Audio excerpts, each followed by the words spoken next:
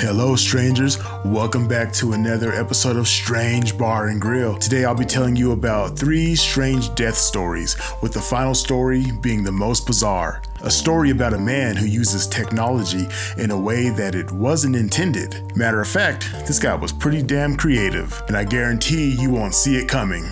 But before we get into those 3 crazy stories, if you like strange true crime and messed up storytelling, then this is the place to be. Here with me, JP. So kick back, grab a drink and a snack, and make sure to tip that like button. Join that SBG family by subscribing and hitting that notification bell to make sure you're getting notified when I release a weekly video. Alright guys, let's go.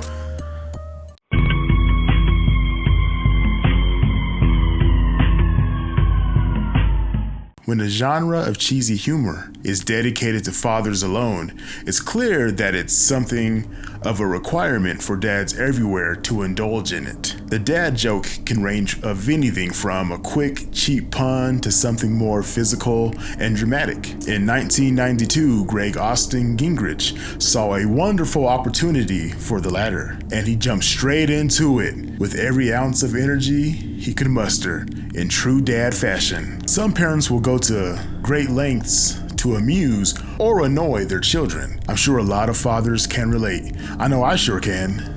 Most fathers are guilty of telling dad jokes and pranking their children. Greg, he was no different. He loved to pull pranks on his daughter any chance he could get. It didn't matter the time or place. He was joking or he was pulling a prank. He was the type of dad to break out in song and dance in the middle of a crowded supermarket if it meant he could embarrass his baby girl. He loved her so much and would do anything to make her laugh or annoy her. In 1992, Greg and his daughter were visiting the Grand Canyon, and if there's one crucial fact to know about the Grand Canyon, it's that it's, well, really, really big. It certainly earned the moniker Grand, stretching around 277 miles and boasting depths up to 6,000 feet. It's both awe-inspiring and terrifying. The Grand Canyon National Park, in particular, is a powerhouse of visitor attraction, with the National Park Service reporting that over 4 million people come to visit the American icon yearly. Needless to say, visitors to the Colorado Plateau generally can't help but gaze at its beauty. One of the world's most incredible feats of nature. The Grand Canyon is certainly to be admired, but it's also to be respected. This is planet Earth at its most formidable, most impressive, and most likely to kill you with one tragic misstep. But let's get back to Greg here. So like I mentioned before, Greg was visiting the Grand Canyon with his daughter. They were having a great time, taking in all the beautiful scenery that nature had to offer. Greg and his daughter were very careful to mind all of the warning signs. It wasn't hard.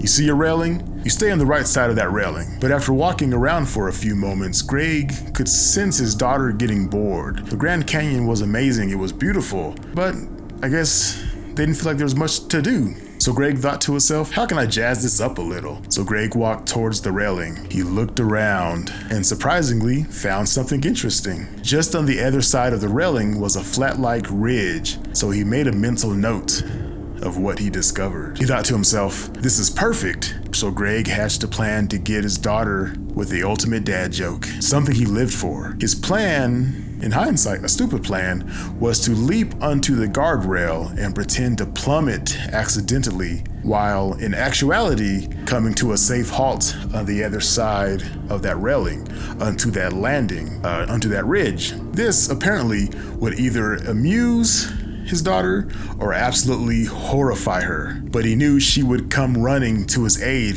and then he would pop up with the gotcha moment. Greg created a diversion. He had his daughter look the other direction at just some random thing going on, and then Greg would hop up on the guardrail and would start flailing his arms and acting like he was losing his balance.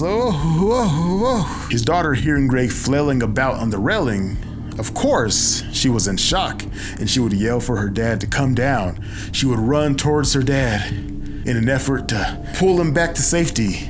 But it was too late. Greg would pretend to lose his balance, and with a smile on his face, he would purposely tip over the railing and go to the other side. Now, see, Greg's intent was to fall down a small slope where he could, catch his balance.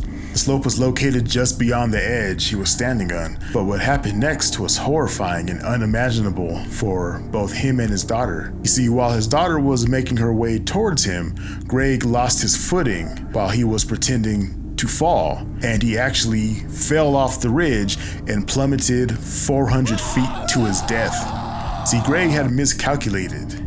He wasn't able to land on the ridge safely, and his teenaged daughter witnessed her father's horrible death, and his body was later found by the park authorities. The majestic Grand Canyon has long been and will long be the unfortunate site of such accidents. According to the Grand Canyon National Park's trips, approximately 12 people die at the Grand Canyon each year. It is reported that in the past incidents, warning signs and such were not forthcoming. According to a representative of the National Park Services, people walk behind the railings, over the top of the railings. They're sitting there hanging their feet and dangling them over the edge. So more signs is not necessarily going to encourage more safety. But just know, the Grand Canyon is not a place for practical jokes, people.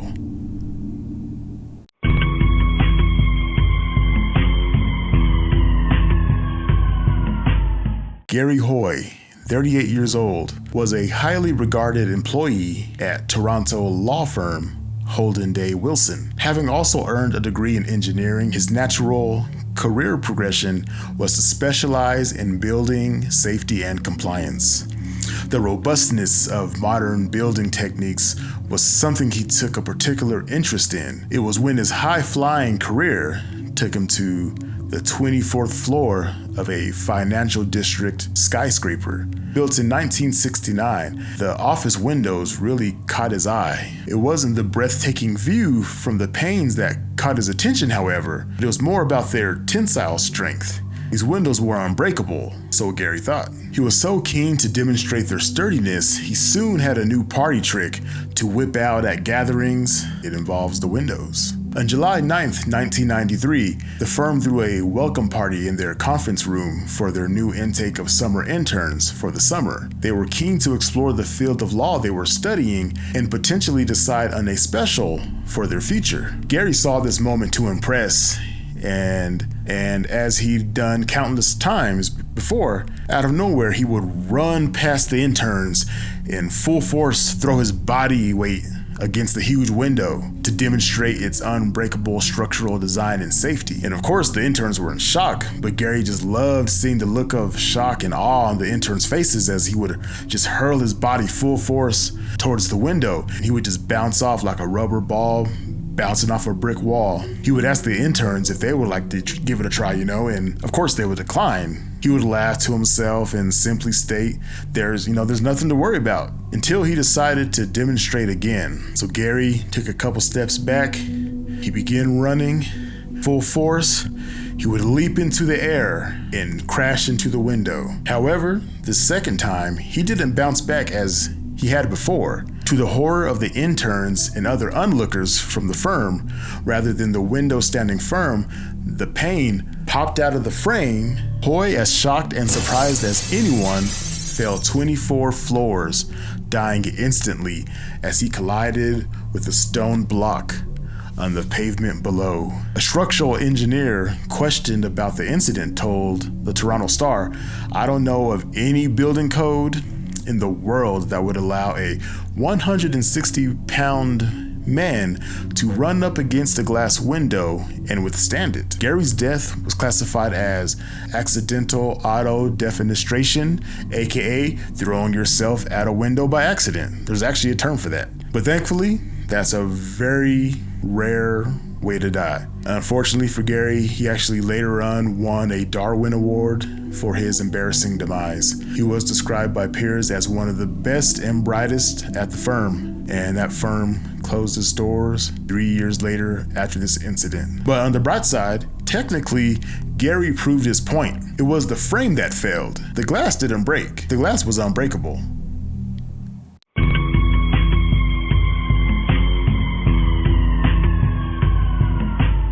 Have you ever heard those stories about the old stubborn man who's lived on this particular block for years and maybe decades, and out of nowhere, someone comes and offers him money to sell their house. And not just his house, the whole block, the whole neighborhood, because they're planning on doing some kind of major construction, whether it's a shopping mall or let's say an overpass or something. And the man just holds out and will not sell his house. And finally the developer says, screw it, you can stay here and we'll just build around you. And then you see those pictures on the internet and it's just some random house in the middle of like an overpass or intersections and highways and whatnot, or like a shopping mall, and it's just a random house just sitting there. This story is something similar to that, but exponentially more horrific. I don't think you're gonna guess the ending to this one, but let's go ahead and jump right into it, guys. 50-year-old David Phyall from Bishopstoke, Hampshire, was being kicked out of his home. Now, I don't have all the details, but there was a hearing that was held, and it was decided that the block that David's home resided on was to be demolished. This could be due to new ownership of the apartments he lived in, unsafe conditions. It could be a whole laundry list of reasons. And like I mentioned, it could be developers buying the house and they want to create roads or shopping centers or something to that effect. I'm not sure, but one thing's for certain, David knew it was totally unfair and he was not going to move out. See, David was a stubborn old man and he would not let someone take his home out from under him. Even though the housing association would make 11 offers to accommodate David, David would turn down all 11 housing accommodations. He was not about to let them win. Over time, the houses around David would actually be boarded up and his neighbors would all move out one by one. David thought they were all weak and too afraid to stand up to the man. But David wasn't gonna move. You couldn't move him. The housing association was relentless. They tried and tried to get David to move. He would just flat out refuse.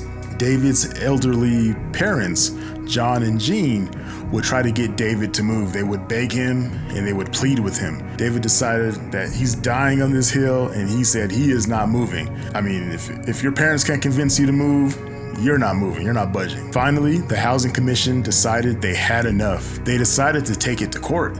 The court ruled in the Housing Association's favor and decided to repossess the property. At this point, David was the only one living on his block. It was just super quiet. He had no neighbors around, but it was almost actually too quiet, like eerily quiet. But David didn't even notice. He was busy hatching a plan, a sort of protest, if you will. David would show them. He would bring light to this injustice. The next morning, David's parents, John and Jean, would try to call David.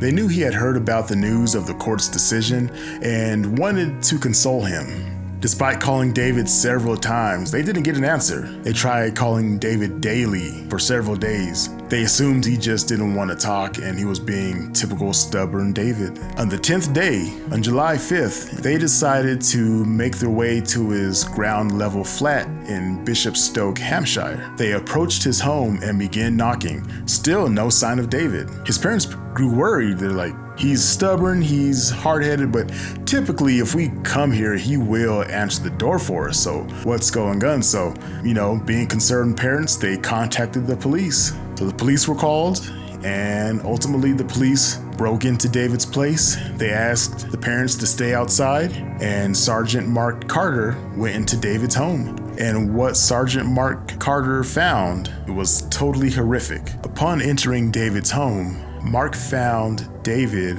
in the lounge with blood spattering the walls, blood spattering the floor, and blood on the cabinet. It turns out that David had an electric chainsaw embedded in his neck, and the blade was approximately 3/4 through his neck. How could this happen? Was he murdered? Well, according to the police, this is what happened 10 days before. Upon hearing the news of the court's decisions, David, again, stubborn man, decided he would teach them all a lesson. So he tied a Black & Decker electric chainsaw to a leg of a snooker table in his lounge with a string. David then held up the on button with scotch tape and plugged it into a smart timer. David then lay down under the snooker table, face up, and placed the chainsaw against his neck. A piece of the tool's cardboard box initially cushioned the blades from his neck. Next, David had to wait for the timer. a timer that is usually used to turn lights on and off. So like you would plug your lamp into this smart switch, and at a certain time, your lamp would normally kick on, and then maybe in the morning it would turn off. David, being the super creative guy that he was, instead of plugging in his lamp, he plugged in his chainsaw. And David sat under the chainsaw waiting for the timer to activate. When it activated, it sliced 3/4 through his neck and across into his right shoulder, only stopping from a complete severing when his t-shirt was dragged into the blades. Central Hampshire Deputy Coroner Simon Burge was quoted saying, "In the 15 years I've been sitting as a deputy coroner, this is the most bizarre case I can recall. It is an appalling way to take one's life, but that is what happened in this case." He thought through how he was going to commit this act very carefully. He went to a great deal of trouble. I think he did it to draw attention to the injustice of his situation. Alright guys, that's going to be it for today. If you enjoyed today's episode and you would like to hear more, please consider liking and subscribing to my channel. Also, I would love to hear your thoughts on this video, so please leave a comment below. Alright guys, be good, be safe,